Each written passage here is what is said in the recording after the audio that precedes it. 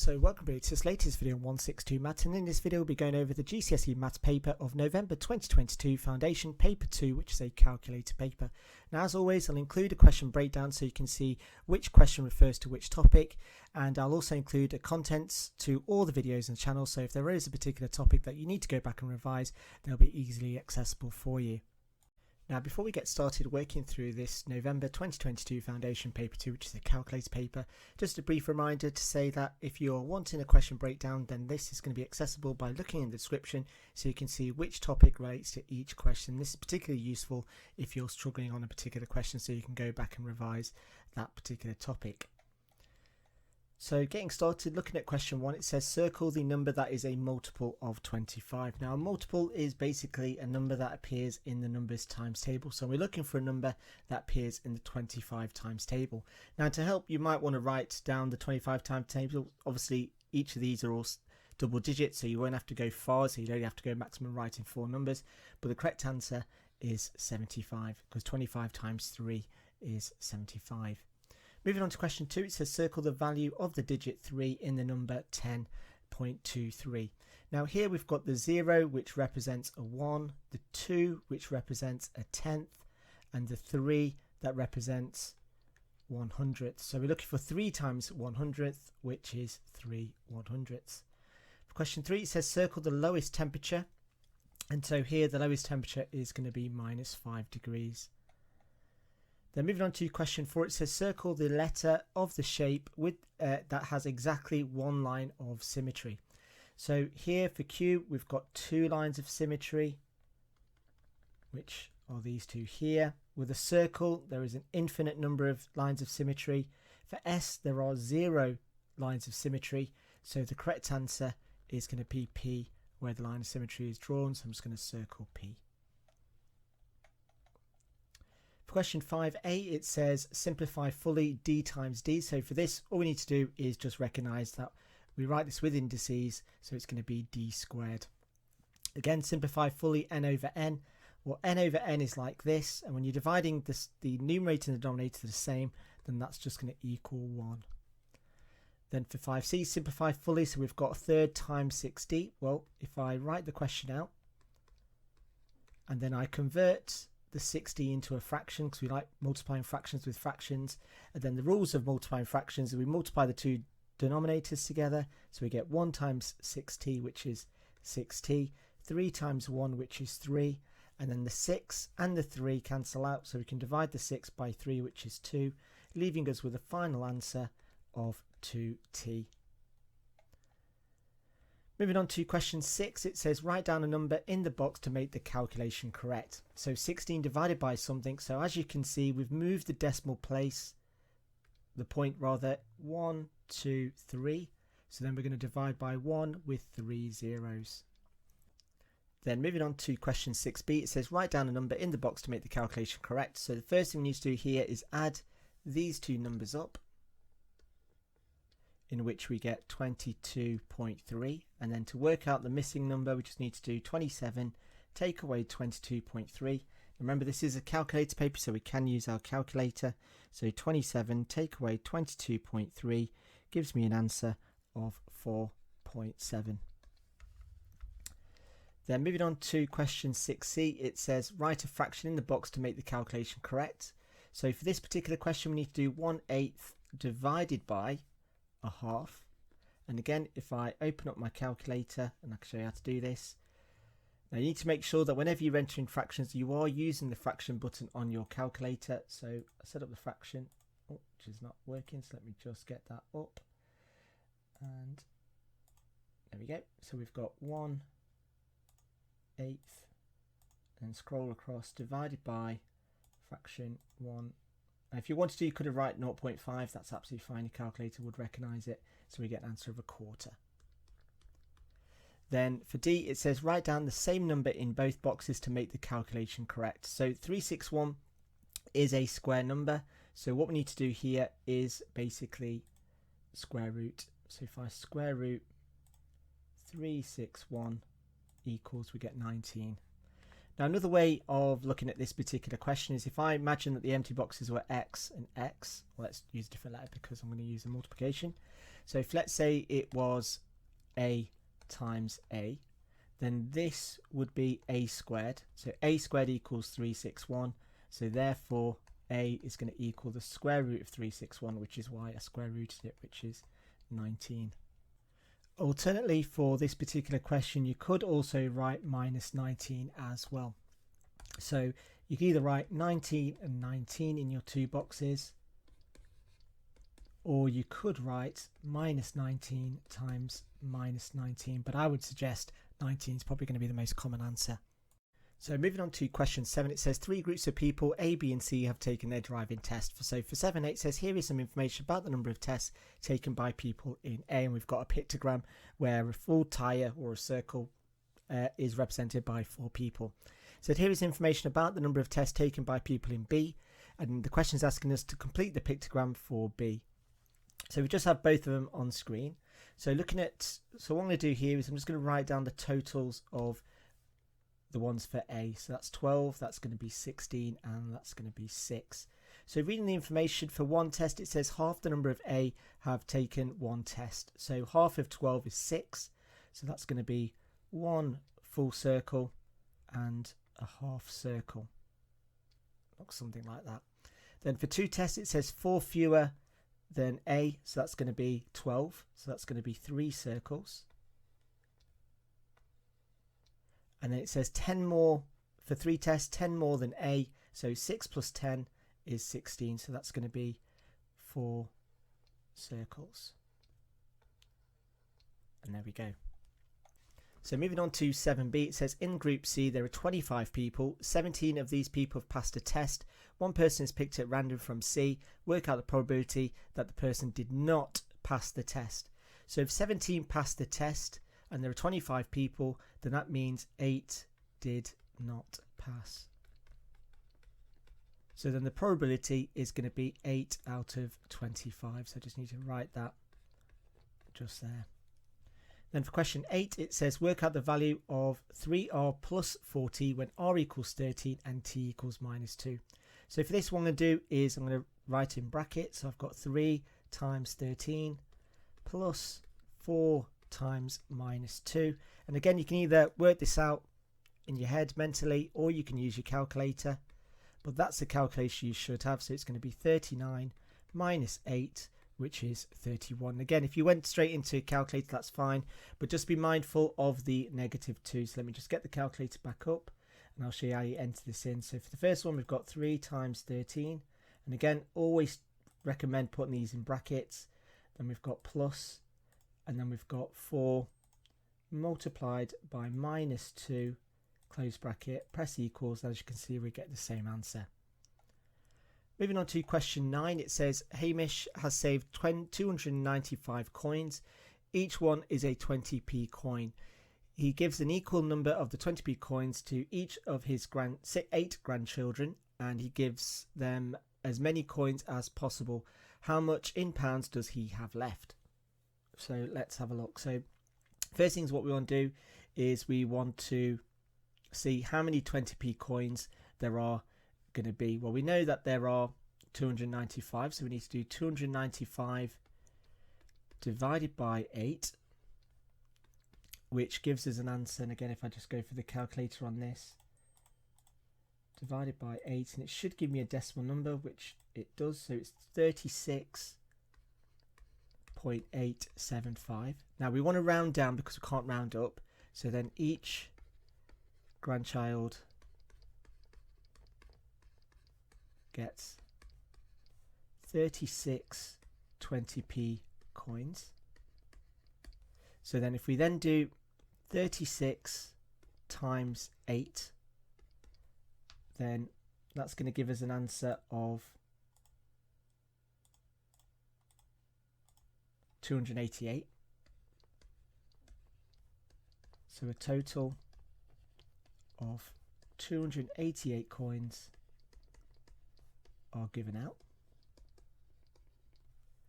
leaving, and then if I then do 295 take away 288, that gives me an answer of 7 coins, and 7 times 20p is going to give me an answer of £1.40. So how much money does the granddad have left? Well, that's going to be £1.40. Then moving on to question 10, it says here are two sets of numbers and we've got set A and set B. One number from set A is swapped with one number from set B. The total number of numbers in each set is now the same. Which two numbers were swapped? So for this, what we need to do is basically add all the numbers up, in which if I add 2 plus 12 plus 13 plus 27, we get an answer of 54. And if I add the numbers in set B, we get 62.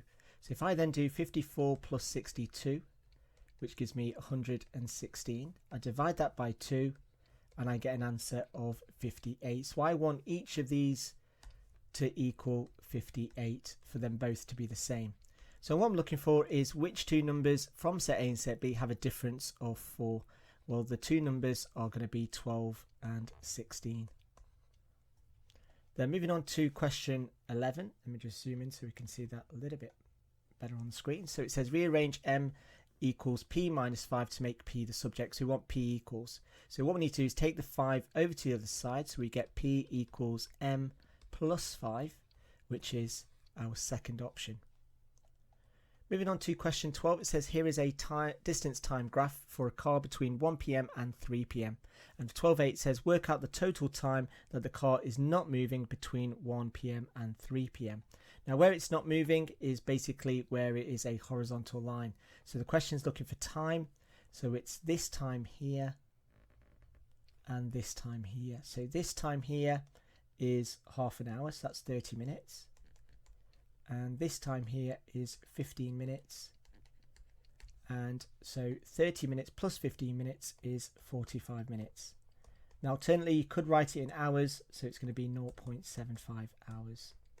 So any of those two answers would be absolutely fine. If you really want to go into seconds, you could do. Just multiply 45 by 16, you'll get it in seconds. It then says work out the total distance the car travels between 1 p.m. and 3 p.m. So in terms of the distance, that's where we've got diagonal length. So here, this first line here, that's going to be 29. Then this bit here is going to be 4.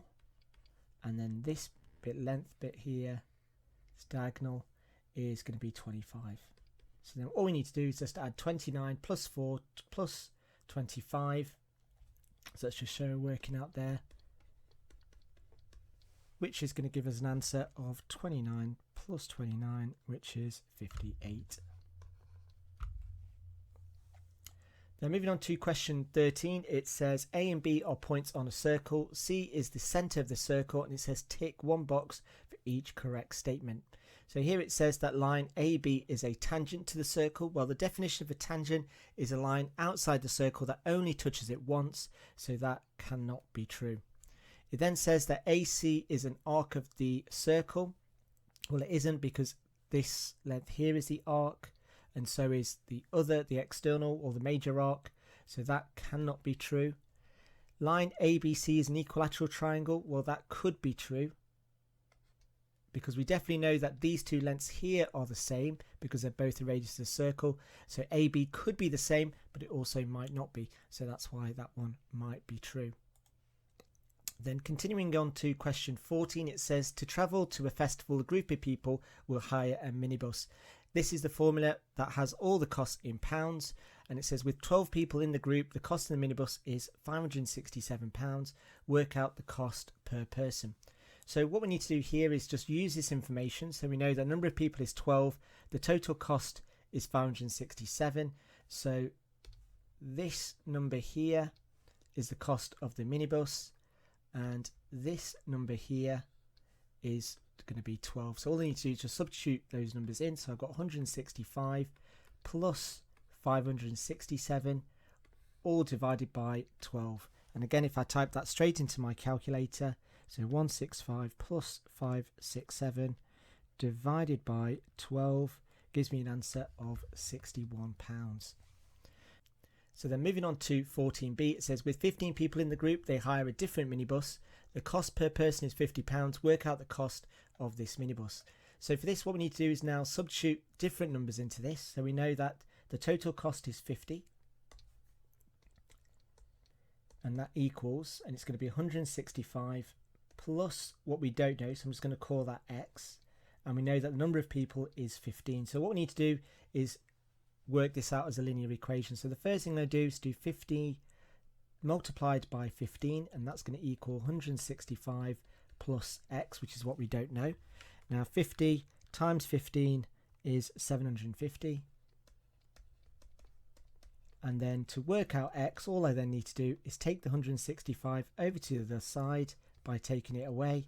So 750 minus 165 gives me an answer of 585. Now looking at question 15, it says the sketch shows the line y equals x. Line A is vertical, line B is horizontal. The point 35 lies on both A and B, and the question is asking us to work out the coordinates of P and Q. Now if we use the coordinate 35, then we know that this point here is going to be 3 and this point here is going to be 5. Now for this, what we then need to do is we can then work out what P is. As P is on the x-axis, it's going to have a y-coordinate of 0, so P is going to be at 3, 0. Then for Q, well, we know that the y-coordinate is 5, so therefore if we just substitute that into the equation, we know that x is going to equal 5, y is going to equal 5, so therefore Q is going to be at 5, 5. Moving on to question 16, it says some people were asked for the main way of the way they listen to music. The pie chart is drawn to represent their answers, and the question for A is asking us to work out the size of angle X. So if we write this equation as a equation, we know that all of the angles need to add up to 360 because they're angles in a circle.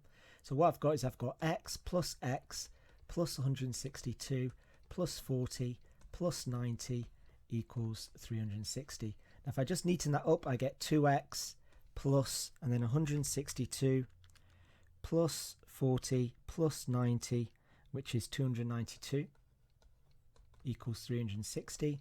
Take this over to the other side, so I get 2x equals 360 minus 292, which is 68. Divide both sides by 2 and we get 34. So the angle for X is going to be 34 degrees. Moving on to 16b, it says 135 people said computer. How many people said phone? Well, for computer, if we just go back to the pie chart, we've got 90 degrees, so that's a quarter. So 1/4 equals 135. So then from this, we want to work out what 162 is. So if 90 degrees is 135 degrees, then 1 degree is going to be 135 divided by 90, and 162 degrees is going to be 135 over 90 multiplied by 162. Now let me just show you how to make sure you do this correctly on a calculator, because you need to make sure that it looks exactly how it's written. So 135 over 90, and then scroll across, multiplied by 162 equals, and it's going to be 243.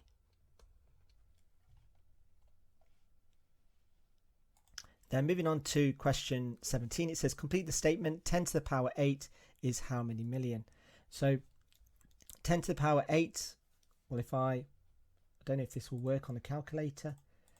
Don't think it will, but we'll give it a go. Yes, it does. So here we've got 10 with 1, 2, 3, 4, 5, 6, 7, 8 zeros. 2, 3, 1, 2, 3, 1, 2. And if we put a little dash next to every 3 zeros, so that's going to be 100 million. Moving on to question 18, it says that a football team plays 2 matches, and for A it says for the first match 40,000 tickets are sold. Assume that each ticket costs £38.50. Work out the total amount of money from ticket sales for the match. So all we need to do here is just multiply 40,000 by £38.50. And again, if I type that straight into my calculator, let's just work that out. So we've got 40,000 multiplied by 38.5 equals, and we get 1.4 million.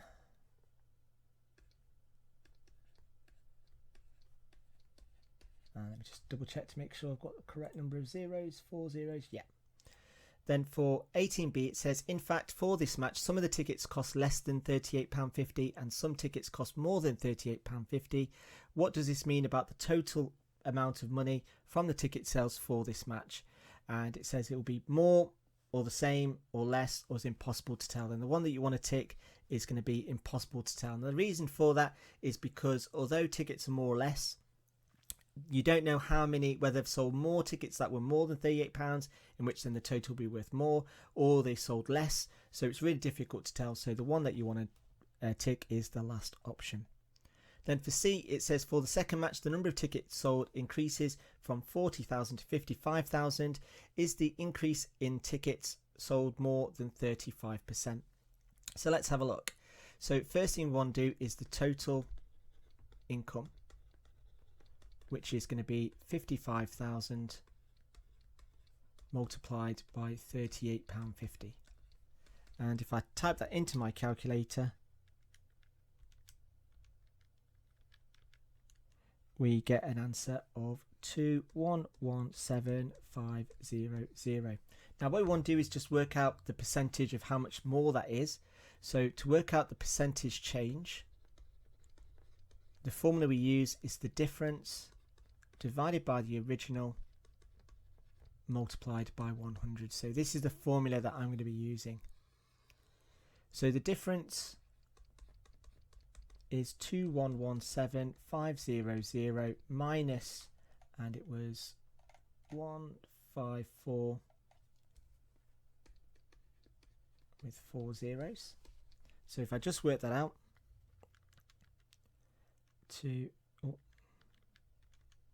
minus 154, so that gives me a difference of 577500. So then using the formula, I get 577500 divided by the original amount, which is 1540000, multiply that by 100, and let me just type that into my calculator,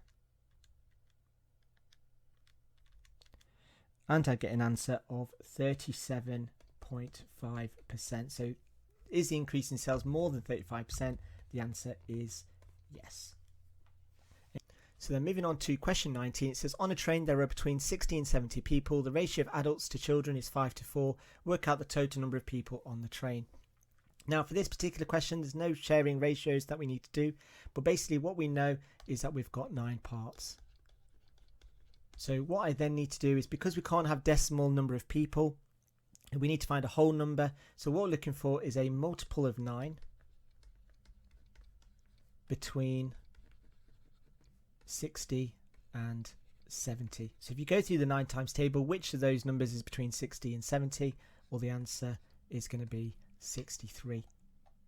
So then moving on to question 20, it says the composite bar chart shows information about the percentage of drinks sold by a cafe in 2017 and 2019. And for part A, it says in 2017, the cafe sold a total of 24,000 drinks. How many more teas than coffees were sold? So in 2007, we've got 42%, and light grey is coffee, and we've got a percentage of 90 take away 42, so 90 take away 42 gives me an answer of 48. So we've got 48% were teas. Let me just double make sure, yep, were tea. So what we then need to do is we need to work out what 42% of 24,000 is, and we then need to work out what 48% of 24,000 is as well. So then again, using decimal multipliers or however you work out percentages, I'm going to use decimal multipliers. So I've got 0.72 multiplied by 24,000 gives me an answer of 10,080. Then if I then do the same to work out the t's, so that's going to be 0.48 multiplied by 24,000, and I've got an extra with a 0 and press equals, and we get 1152.0.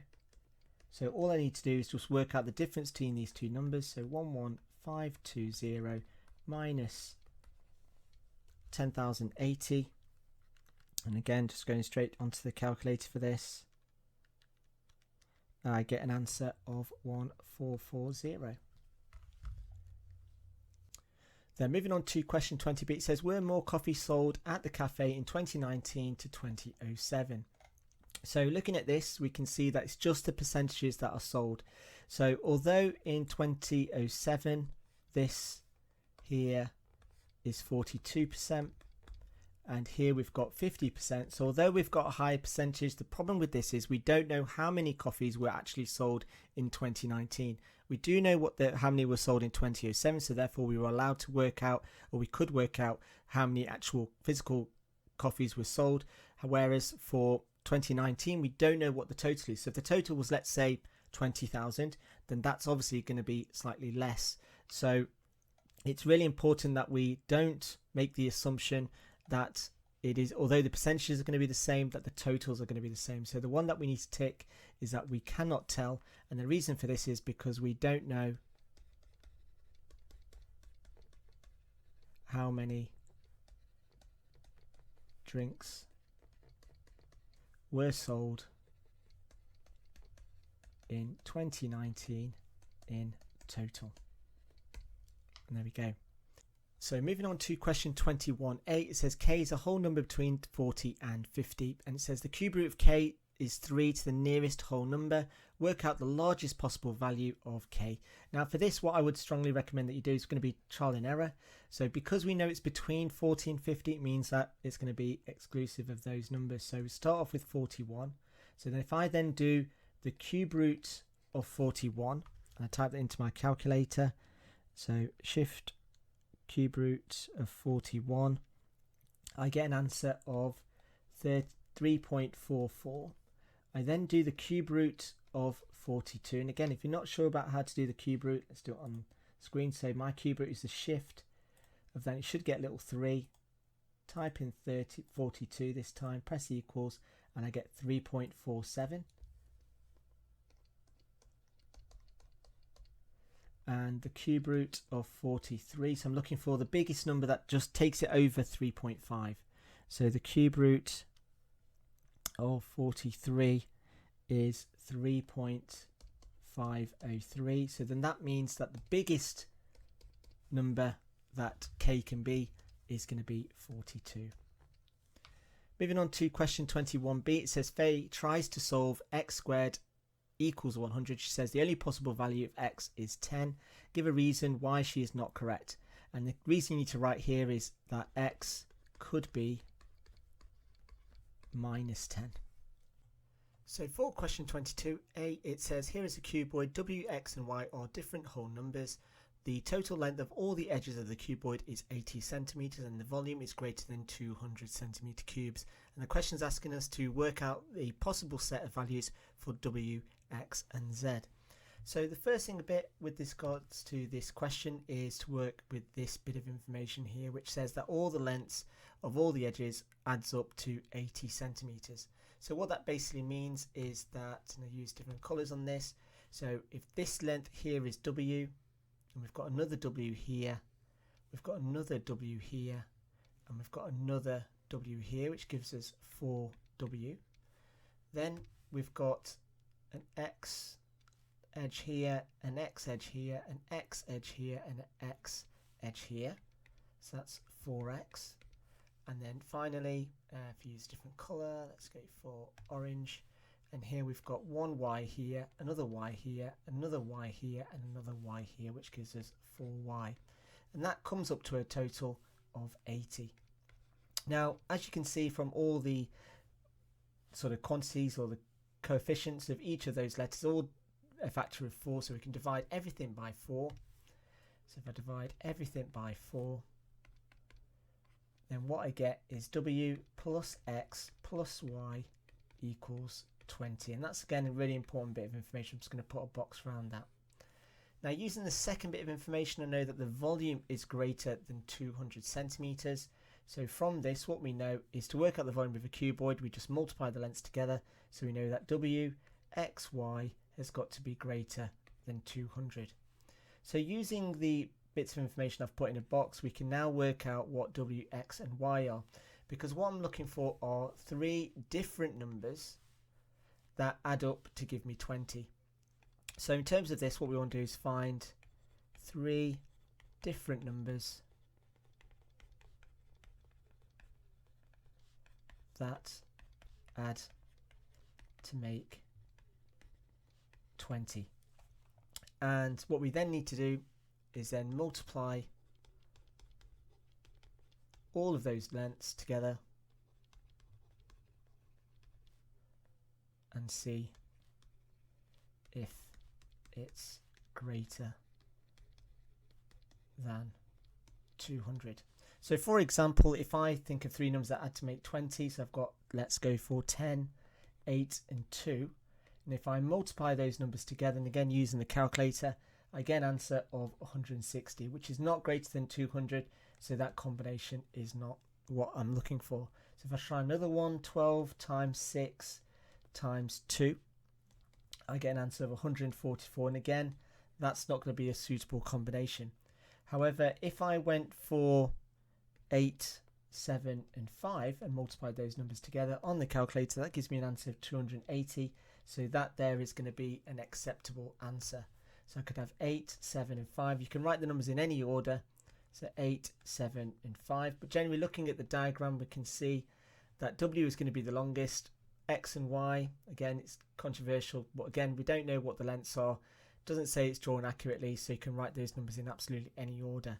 Now there are other combinations you can have, so you can have 11, 5 and 4, you can have 10, 7 and 3, you can also have 10, 6 and 4, or you could have a combination of 9, 8 and 3, 9, 7 and 4, or you could have 9, 6 and 5, or you can have the combination I've written in the answer space. Then moving on to question 22b, it says here is a solid cube and it says circle the expression for the total surface area in centimetre square. Now the total surface area is the area of all the 6 faces. So here one face is going to be 3a times 3a,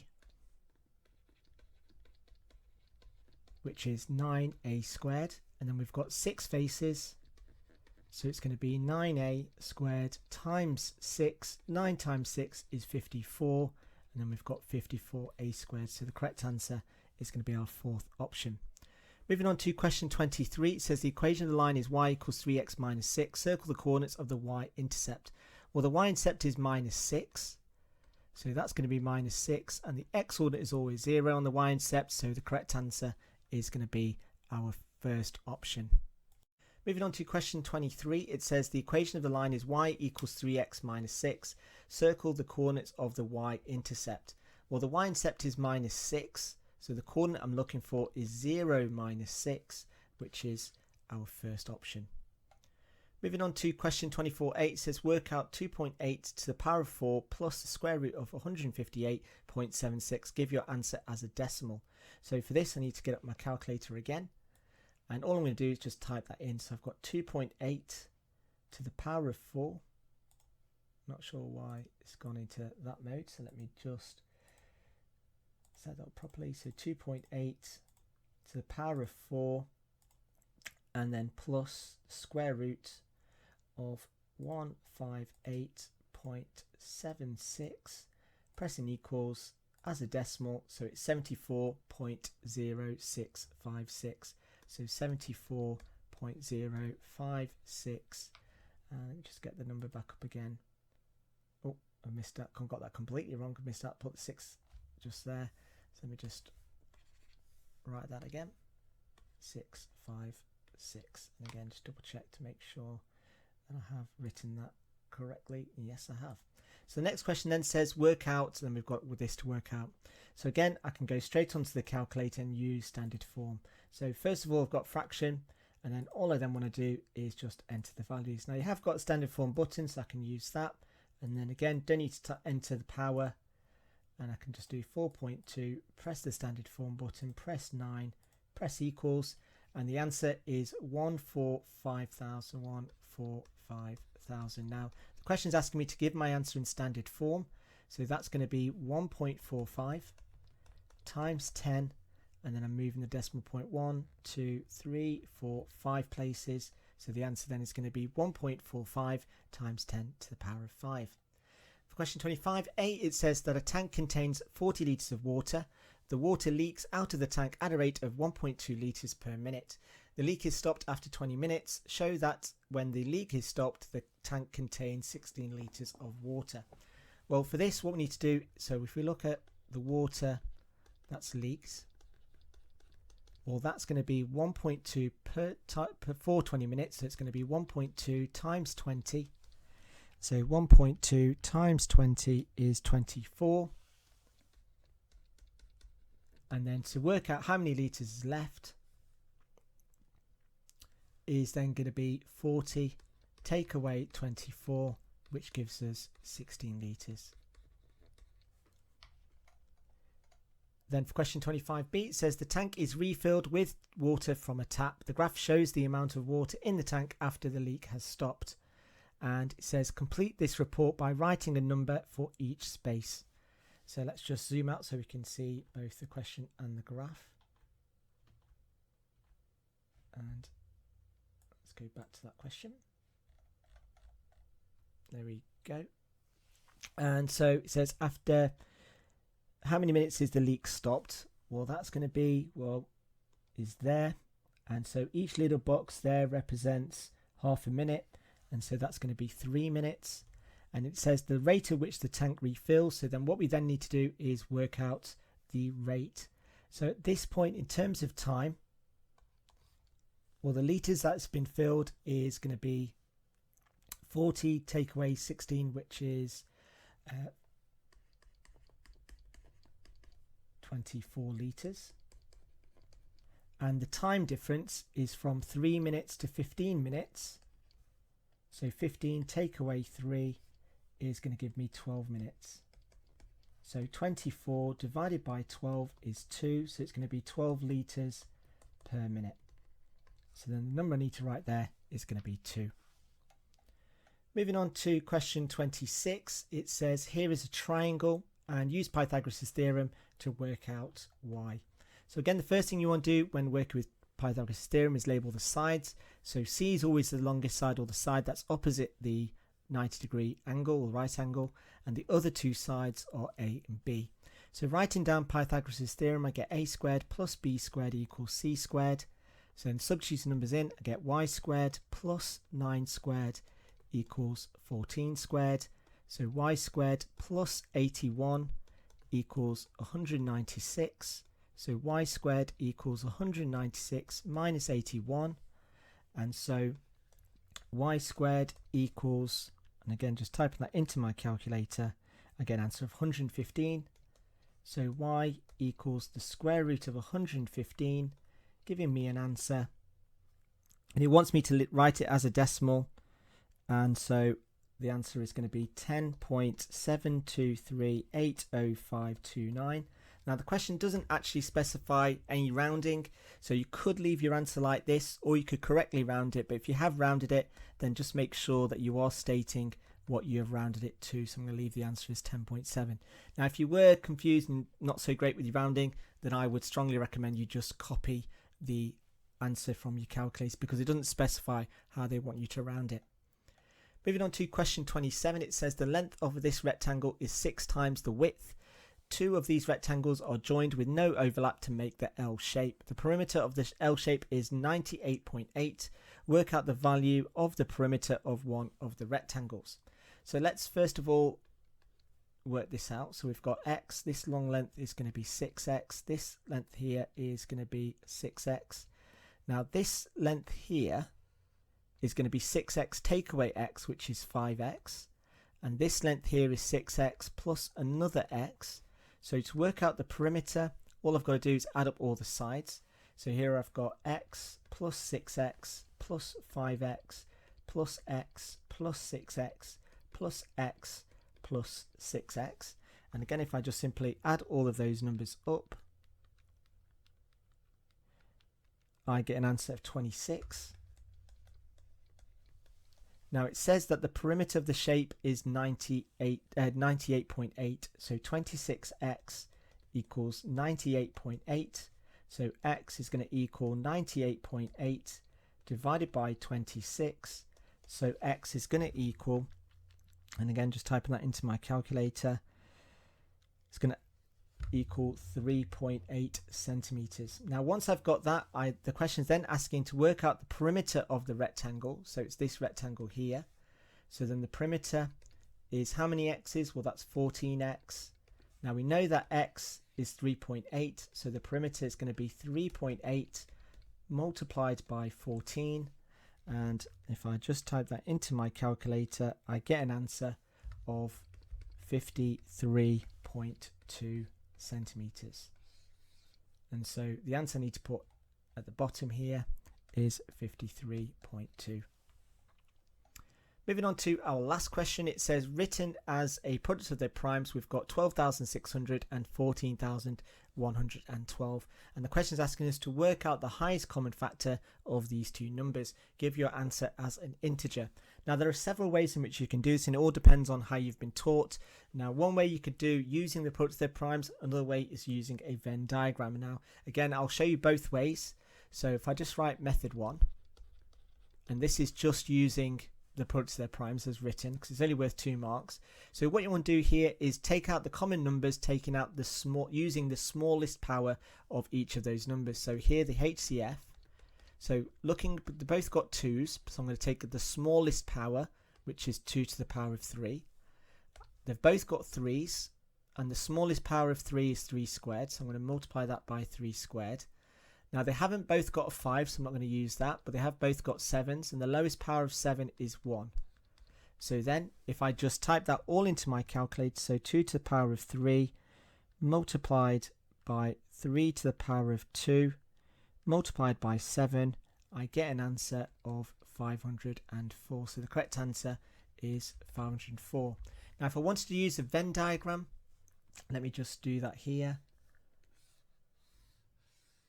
And draw my 2 circles, and this is 1, 2, 6, 0, 0. This circle here is 1, 4, 1, 1, 2.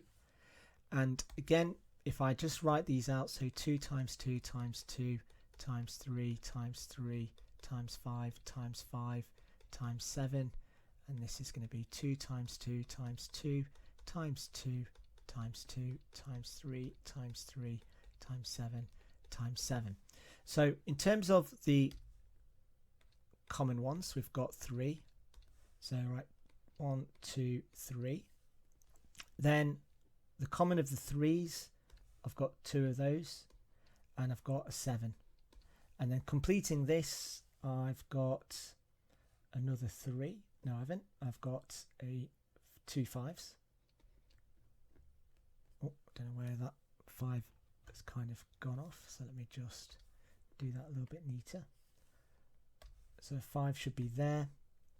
And for this 14,112, I've got 2 extra 2's, and I've got an extra 7.